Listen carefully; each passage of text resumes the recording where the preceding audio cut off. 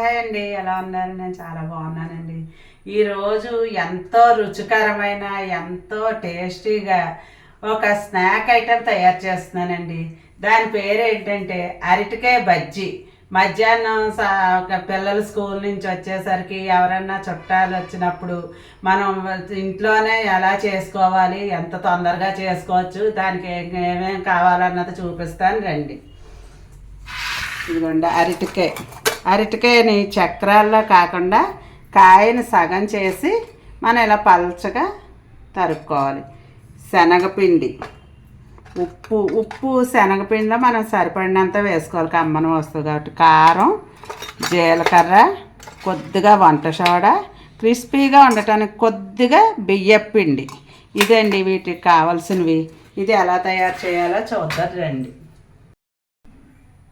ఇదిగోండి, ఇప్పుడు స్టవ్ వెలిగించుకొని డీప్ ఫ్రైకి ఆయిల్ పెట్టుకుందాం. ఆయిల్ కాగుతూ ఉంటుంది. ఈలోపు మనం పిండి ఎలా కలుపుకోవాలో చూద్దాం. శనగపిండి వేసి కొద్దిగా అందులో వరిపిండి, కొద్దిగా సోడా అండి. మరీ ఎక్కువ వేసుకున్న గుల్లబారిపోయినట్టు అయిపోతాయి, అందుకని కొంచెం సోడా, ఉప్పు. కమ్మన వస్తువు కదా శనగపిండి, అందుకని ఉప్పు సరిపడా చూసి వేసుకోండి. ఇదిగో కారం, జీలకర్ర, ఇంతేనండి వీటిలో వేసేది. ఇప్పుడు బాగా మిక్స్ చేసేసి అన్నీ మిక్స్ చేసేసి ఉండలేకుండా చూసుకోవాలి. ఇది ఇంట్లో ఆడిచ్చిన శనగపిండేనండి. ఎందుకంటే బయట కూడా పచ్చి బఠానీలతో ఆడేస్తే గరుగ్గా ఉంటుంది. అందుకని మన ఇంట్లోనే 1 కేజీ పప్పు ఆడించుకున్నాం అంటే ఎంతో మెత్తగా ఆడేస్తారండి మిల్లులోను. మనం ఎంత మెత్తగా ఆడించుకున్నా కూడా ఒకసారి పిండి జల్లెడతో జల్లించుకోవాలి శనగపిండిని ఎప్పుడూ కూడా. మనం మరీ పల్చగా కాకుండా, పల్చగా అనుకోండి ముక్క బయటకు వచ్చేసి బజ్జీ చూడటానికే బాగోదు. అందుకని అలా అని పెట్టుకరాయిలాగా అయితే పిండి అంటుకోదు ముక్కకి. సమానమైన పదుల్లో పిండి కలుపుకోవాలి. చూసారా?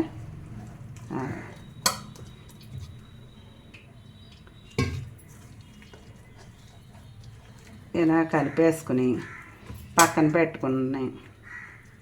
అది ఆయిల్ కూడా కాగుతుంది. మళ్ళీ ఎలా వేయాలి ఏంటి అన్నది చూపిస్తాను.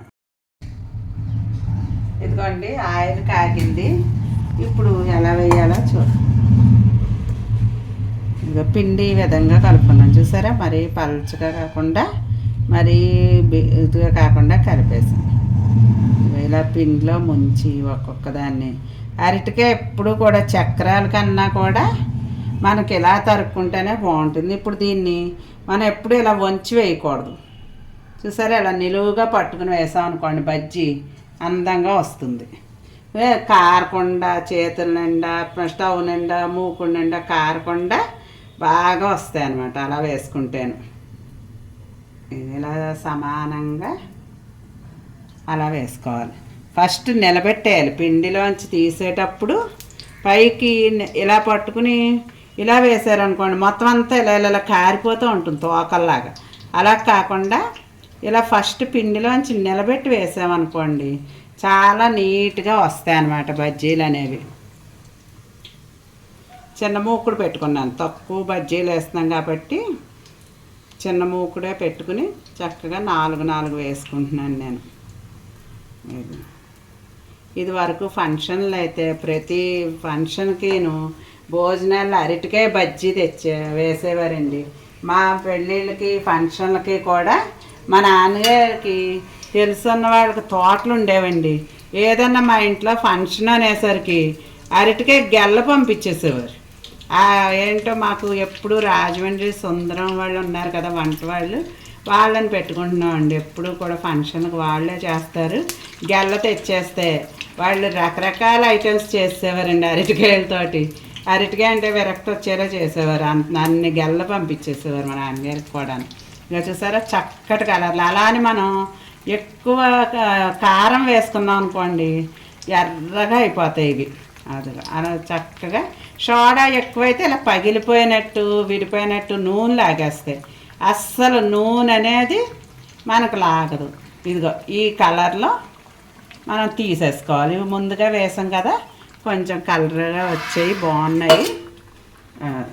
ఈ కలర్లో మనం తీసేసుకోవాలి. చూసారా, చక్కగా సోడా కూడా కరెక్ట్గా సరిపోయింది, ఎందుకంటే సమానంగా పొంగినట్టు అయ్యాయి. ఈ వరిపిండి వేయటం వల్ల కూడా చాలా క్రిస్పీగా వస్తాయి అన్నమాట బజ్జీలు. ఇది చూడండి ఎంత అందంగా వచ్చాయో.